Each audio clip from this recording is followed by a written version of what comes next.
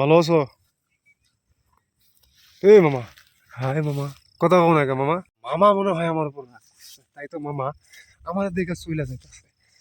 তো যাই হোক, আমরা এদিকে যাই গেছি।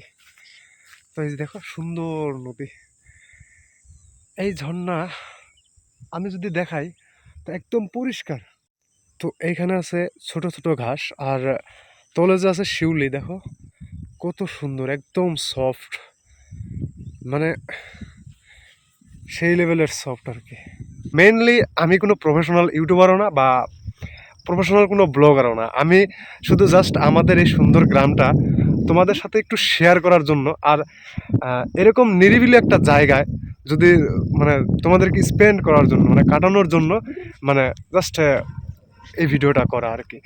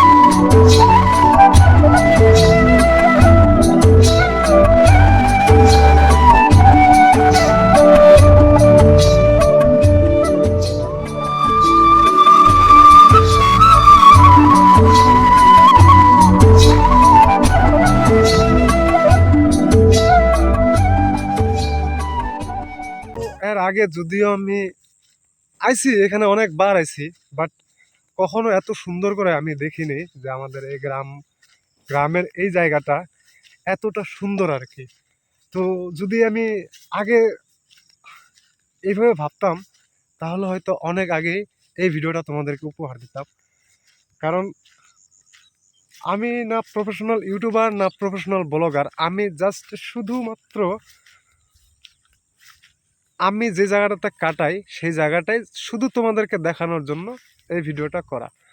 তো এখন কিন্তু সময় প্রায় পাঁচটায় বাজে, হ্যাঁ 5টা বাজে। তারপর দেখো ওই দিকটাতে সূর্য মামা, এই যে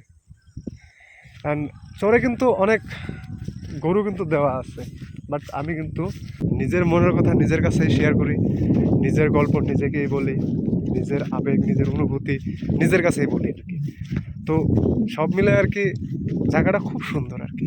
চাইলে কিন্তু আমাদের এই গ্রামে কিন্তু এই জায়গাটাতে ঘুরতে আসতে পারো, কেমন? তো